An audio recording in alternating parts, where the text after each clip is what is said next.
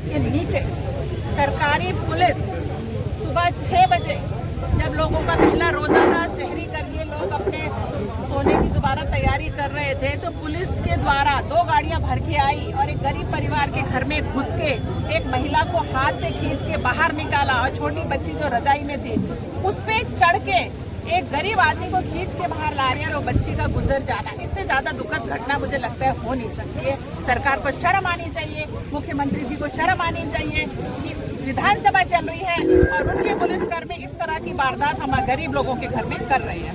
जवाहर सिंह बेगम बिल्कुल पास में रहते हैं और वो अभी तक नहीं आए हैं, विधायक भी नहीं आए हैं, तो क्या कहना चाहिए? देखिए मैं क्या कहूँगी, इंसानियत नाम की कोई चीज नहीं है, कोई फर्क नहीं पड़ता इस घटना से, कोई फर्क नहीं पड़ता और मुझे उम्मीद भी नहीं है वो आएंगे, बल्कि जवाहर मैडम जी को तो इस्तीफा दे देना चाहिए। उनके पुलिस ने ये कार्यक्रम किया है।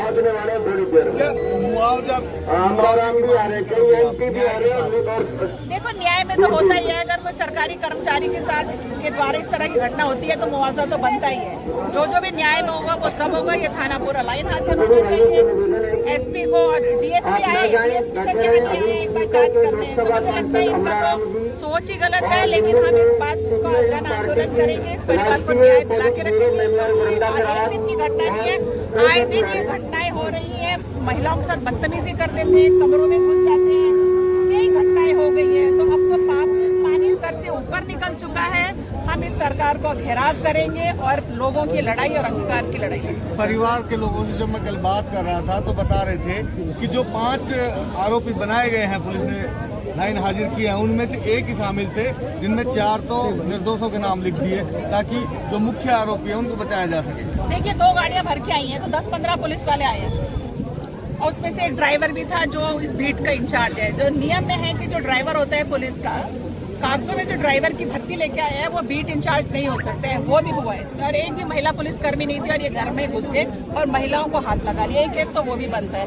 उसके अलावा मैं कह रही हूँ पूरे थाने की उनके फोन लेके उनकी लोकेशन चेक करो, इतने बजे वो कहाँ थे, दूध का दूध पानी का पानी।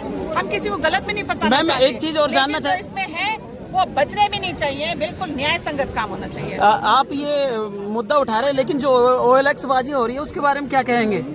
देखिए जो काम गलत है वो गलत ही होता है।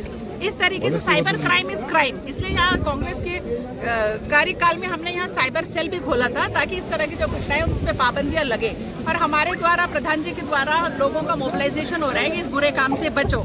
लेकिन अगर कोई कर रहा है तो उसके खिलाफ मुकदमा दर्ज हो, पूरी कार्रवाई होनी चाहिए। लेकिन उसके एवज में बेगुनाह को फंसाना, उनको उठा के थाने में ले जाना, फिर पैसे वसूल करके उनको छोड़ देना, ये सरासर गलत है। जैसा कि टीकाराम जूली जी ने भी इसका मुद्दा उठाया है, क्या कहेंगे?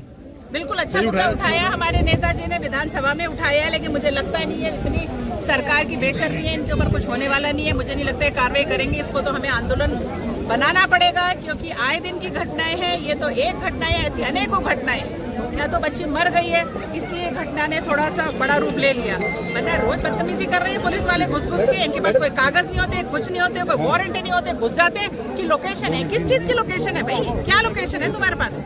आपका मानना यह है कि आपका मानना यह है कि सर्व समाज के लोग इस कार्य को कर रहे हैं, OLX साइबर ठगी को, लेकिन एक समुदाय विशेष को या विशेष समाज के लोगों को इसका टारगेट बनाया जा रहा है? बिल्कुल सच्चाई है। तो जो क्राइम होता है वो सभी समाजों के द्वारा होता है, ये तो नहीं कि एक समाज एक क्राइम करता है, सभी समाजों के द्वारा होता है। लेकिन ये लोग रेड मारने का काम एक समुदाय विशेष में ही कर रहे हैं, जो कि गलत है। भेदभाव की नीयत से ये लोग काम कर रहे हैं और ये पुलिस वाले जनता के रक्षक नहीं, भक्षक का रूप इन्होंने अपना लिया। अब सरकार से आपकी क्या मांगे हैं?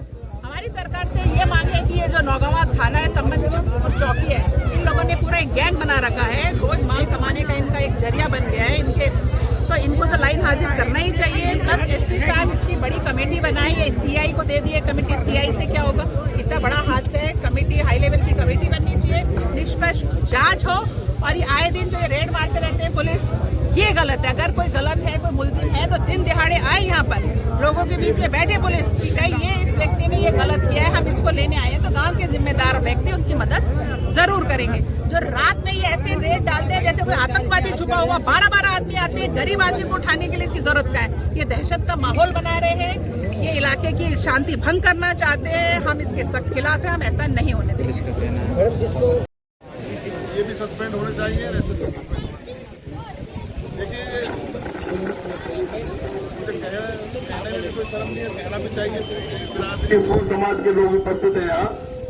वैसे काम तो बुराई गलती है, काफी समझाइश भी कर रहे हैं, हम भी जगह जगह जा रहे हैं। मैं भी देखिए एडिशनल एसपी डीएसपी को लेकर रघुनाथ में वहां गया, उसमें नागर टप्पा में। नागर टप्पा एक ऐसा गांव है, मैं समझता हूँ कि सबसे ज्यादा वहां अलग से काम हो रहा था। लेकिन जिस दिन से वो मीटिंग हुई है, आज मेरे ख्याल से 1.5-2 महीने हो गए। आपकी कहीं रिश्तेदारियां भी होगी, आप पूछ लेना। उस गांव में आज तक पीस नहीं गई। उसके बाद में सबसे पहले मेरे गांव में मीटिंग हुई। मेरे गांव में पंडित जी कह रहे थे बबलू जी 10-20 आदमियों को पकड़ा था। उसके बाद में हमने मीटिंग की, डीवाईएसपी एडिशनल एसपी थे, और हमने वादा किया, हमने मुखियाओं को लिया और कमेटी बनाई वहां की कि भाई ये कमेटी के लोग ये तय करेंगे वे अपने अपने घरों की जिम्मेदारी लो, और इस तरह का उल्लेख काम ये नहीं होना चाहिए, क्योंकि इसमें समाज बदनाम हो रहे हैं। और कर सब लोग हैं, ये मत सोचना जहाँ कुम्हार है, खाती है, नाई है, यादव है, तो सब लगे पड़े हैं, जाट है, जहाँ जहाँ उसकी बेइज्जती है उस हिसाब से सब हो रहा है। लेकिन बदनाम ये हो रहा है, ये तो हेल पी रहा है ना, ये तो उठ पटांग खर्चा कर रहा है। दिखा दिए भाई 3 मंजिल का मकान बन रहा है, कोई रुपया ने ऊपर से मारा डाल रहा 3 मंजिल से, ये दिखा देते हैं पुलिस को। लोग रहे। उसके बाद ईसन के बाद में मैं डोटा में, मेरे हाथ में दर्द था, मैं डोटा लगा था वैद के बाद, तो ईसन के बाद से लोग इकट्ठे हुए पड़े थे। इस्लाम ने फोन किया, साहब आप आ जाओ प्रधान जी, हमारा गांव आपकी मांग कर रहा है, क्योंकि ओलेक्स के मामले में चर्चा करनी है। मैं वहां गया, मेरे साथ हनीफ होता राशन डीलर, उन लोगों ने सबने वादा की। एक मैं सबके मुखिया जो थे उनसे मीटिंग हुई, और आज देखिए मुझे लगता है कि 1 महीना हो बातों को। ईसन के बाद से कोई आदमी बता दे पुलिस गई है, जाती है तो सीधी खोड़ा कर्मा लिख जाती है। सरपंच साहब बताओ ना, खोड़ा कर्मा लिख जाती है और रुकती नहीं। इसलिए ऐसी कोई बात नहीं, अगर तुम समझाए तो अपने अपने परिवारों को और मुखिया लोग पूरे गांव को करेंगे तो ये आराम से रुक जाएगा, ऐसा मामला नहीं है। अभी रघुनाथगढ़ का भी हमारा मन था, लेकिन नहीं बैठ पाया। और मैं तो आपसे ये कहना चाहूंगा कि देखिए ये लड़ाई आर पार की लड़ी जाएगी अब, क्योंकि इसमें सस्पेंड तो थानेदार होना चाहिए, क्योंकि मुझे इसका पता है कि बहुत गंदा आदमी रामगढ़ में रह चुका है पहले। और मैं तो रसगढ़ से आ रहा था कि मैंने गाड़ी रोकी, मुझे थानेदार कौन लगाए, तुम सब बल्सर लगाए। तो उसने देखा इस लड़के को भेजा, दूंगा प्रधान जी को पता है कि नहीं, वो बुला के नजदीक नहीं रहा वो। तो मेरे जाते उसने ये शब्द कहे कि प्रधान जी जो आपने मुहिम चला रखी है ना, वो कामयाब नहीं हो सकती आपकी मुहिम, क्योंकि ये औले स्वरूप नहीं सकता, मेरा यहाँ छोड़ रहा सके। लेकिन जो सरपंच कह रहे हो ना, ये बात मेरे सामने ना कही, कोई दूसरा के सामने कही, तो भाई हम चना बेचेंगे, मेरे छोड़ देगा। तो ये बात मेरे किसी आदमी ने बताई, साहब मैं वहां बैठा हुआ था, मेरे सामने नहीं गई इस बात। तो मैं तो आपसे कहना चाहूंगा कि मैडम साहब बैठे, हम कमजोर नहीं है इतने। विधानसभा में टीकाराम दूरी का मुद्दा उठाया ही, और ये निश्चित रूप से सस्पेंड होंगे। लेकिन आप हम लोग सब में एकता, और ये नहीं जैसे मौलाना साहब कह रहे पीछे छोड़े 2-4 आदमी तो लग रहे और कोई गांव का आदमी जाए नहीं, तो आर पार की लड़ाई लड़ेंगे। 302 का मुकदमा दर्ज हो चुका है, 302 का मुकदमा चालान होगा, थानेदार सस्पेंड होगा। लेकिन ये है जब आप लोग संतुष्ट होकर काम करेंगे। आपने बोलने का मौका दिया, बहुत बहुत धन्यवाद।